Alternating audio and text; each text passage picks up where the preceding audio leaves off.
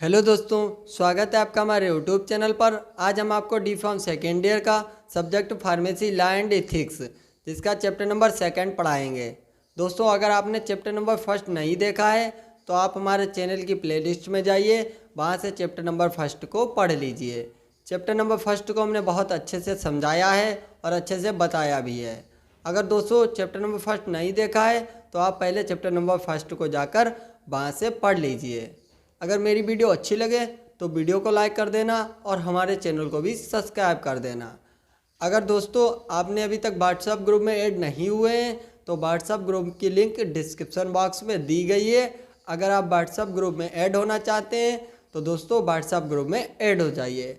उसमें हम लगातार PDF प्रोवाइड कर रहे हैं और जितने भी स्टूडेंट व्हाट्सएप ग्रुप से ऐड है उनको अच्छी क्वालिटी की PDF और सभी प्रकार के मॉडल पेपर भी उसी ग्रुप में प्रोवाइड कर दिए जाएंगे। तो दोस्तों चैप्टर नंबर सेकंड में हम बात करते हैं फार्मेसी एक्ट 1948 एंड रूल्स। जो आपका फार्मेसी एक्ट 1948 में बना था उसके बारे में इस चैप्टर में बात करेंगे और दोस्तों अच्छे से आपको समझाएंगे। इस जो आपका चैप्टर नंबर सेकंड है इसको हम 2 वीडियो में या 3 वीडियो में कवर कर लेंगे। उसके बाद आपका चैप्टर नंबर थर्ड भी स्टार्ट कर देंगे। देखिए आपके सामने एक स्क्रीन लगी हुई है जिसमें हम आप इंट्रोडक्शन बताएंगे, यानी इंट्रोडक्शन क्या होता है फार्मेसी एक्ट 1948 का। तो इसमें सबसे पहला पॉइंट दिया गया है इंडिपेंडेंस से पहले कोई रूल एंड रेगुलेशन फार्मेसी में नहीं थे, यानी जब स्वतंत्रता से पूर्व हमारी इंडिया के अंदर फार्मेसी से रिलेटेड कोई रूल एंड रेगुलेशन प्रॉपर नहीं थे। सेकंड पॉइंट है फार्मेसी की प्रैक्टिस को रेगुलेट करने के लिए यह एक्ट 1948 में पास किया गया था। जो आपका फार्मेसी एक्ट था वह 1948 ईस्वी में पास किया गया। और क्यों पास किया गया? फार्मेसी की प्रैक्टिस को रेगुलेट करने के लिए यह एक्ट तैयार किया गया था और पास किया गया था।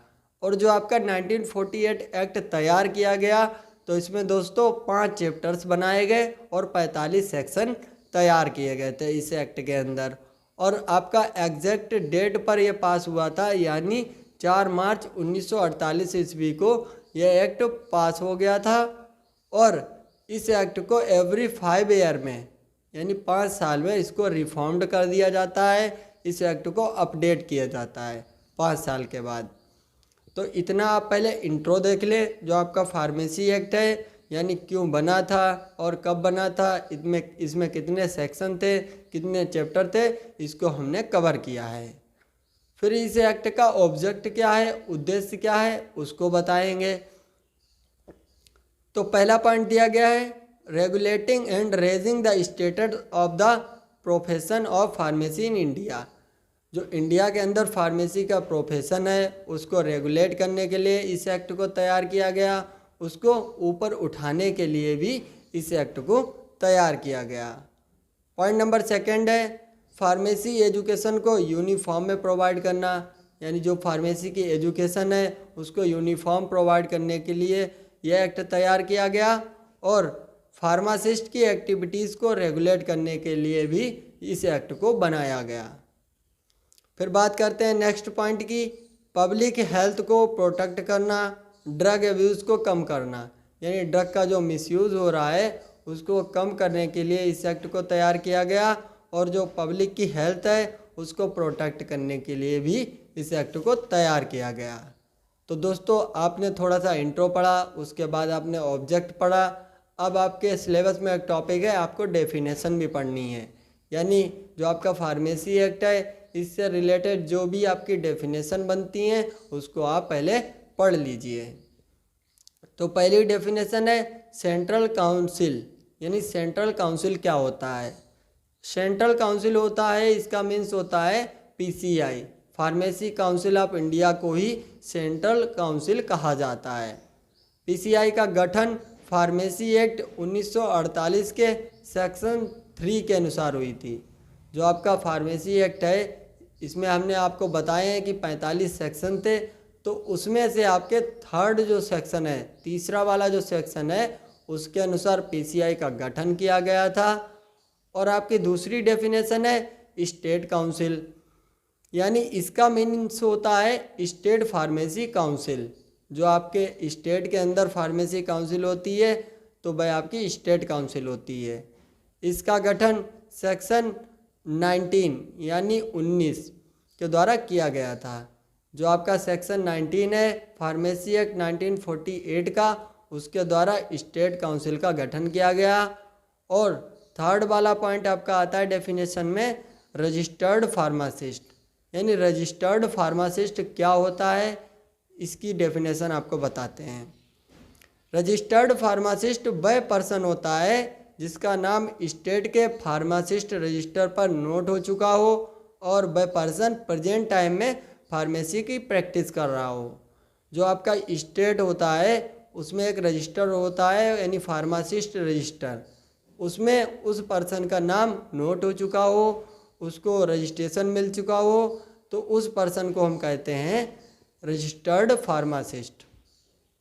तो दोस्तों आपने पढ़ा इंट्रो, ऑब्जेक्टिव और उसके बाद आपने पढ़ा है इसकी कुछ डेफिनेशन दी गई हैं चैप्टर के अंदर, उसको पढ़ा है।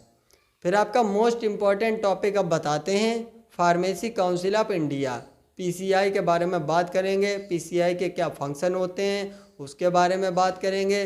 पीसीआई का निर्माण कैसे हुआ, इसमें कौन कौन से मेंबर होते हैं, इसके बारे में थोड़ी सी बात करेंगे। तो ये आपके एग्ज़ाम पर्पज से बहुत इम्पॉर्टेंट क्वेश्चन है, आपके एग्ज़ाम में हर बार पूछा भी जाता है। तो फार्मेसी काउंसिल ऑफ इंडिया की स्थापना फार्मेसी एक्ट 1948 के सेक्शन 3 के अंडर में 9 अगस्त 1948 ईस्वी में की गई।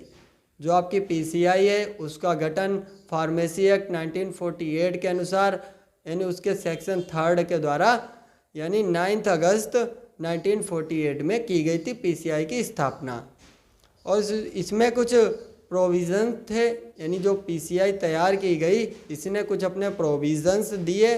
वह कौन कौन से प्रोविज़न हैं, तो पहला पॉइंट है ओनली क्वालिफाइड रजिस्टर्ड फार्मासिस्ट ही ड्रग डिस्पेंस कर सकता है।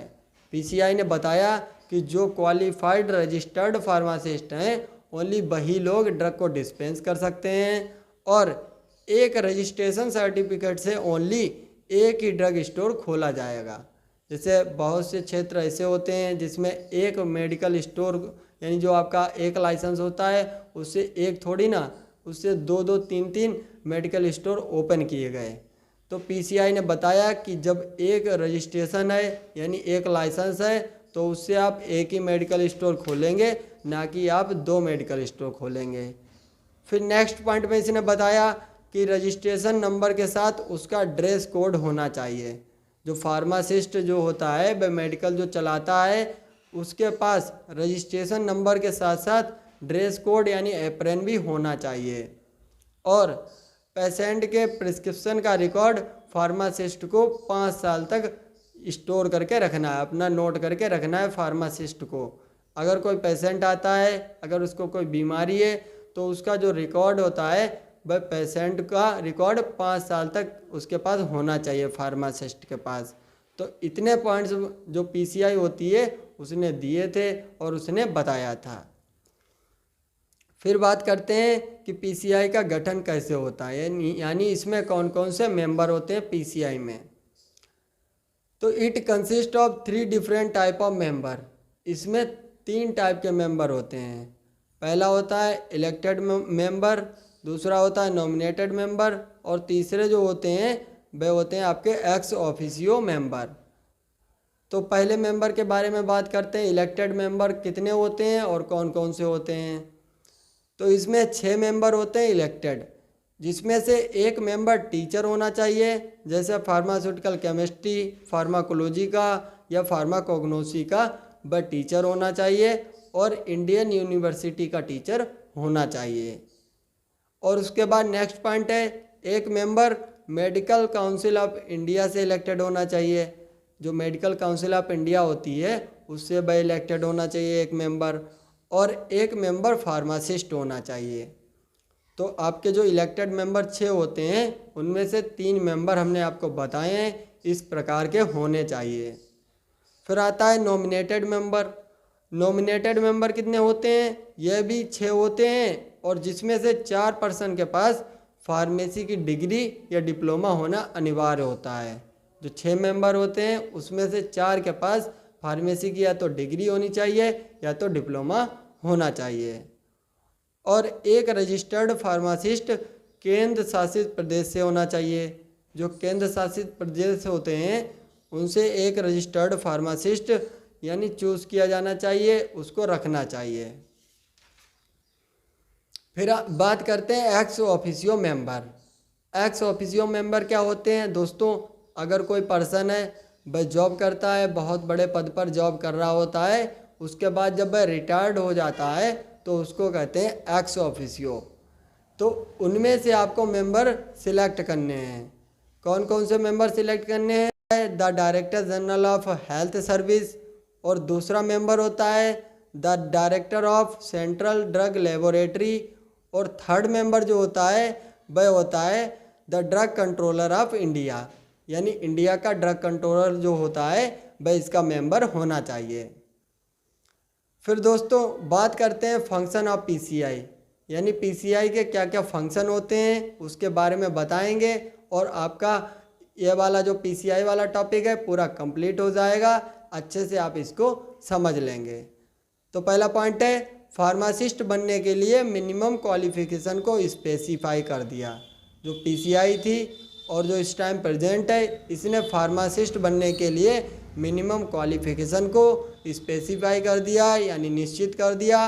और कॉलेज को चेक करना, वहाँ की फैसिलिटी को चेक करना भी फार्मासी यानी जो पीसीआई है इसका वर्क होता है।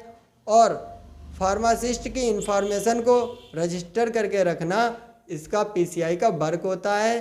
तो दोस्तों इतने फंक्शन हमने आपको बताए हैं, यानी 3 फंक्शन बताए हैं, इसको आप अच्छे से समझ लेंगे। अगर मेरी वीडियो अच्छी लगी हो तो वीडियो को लाइक कर देना और चैनल को सब्सक्राइब कर देना, और दोस्तों के पास भी शेयर कर देना। नेक्स्ट वीडियो में हम आपका चैप्टर नंबर 2 का 2nd पार्ट पढ़ाएंगे। तब तक के लिए धन्यवाद दोस्तों।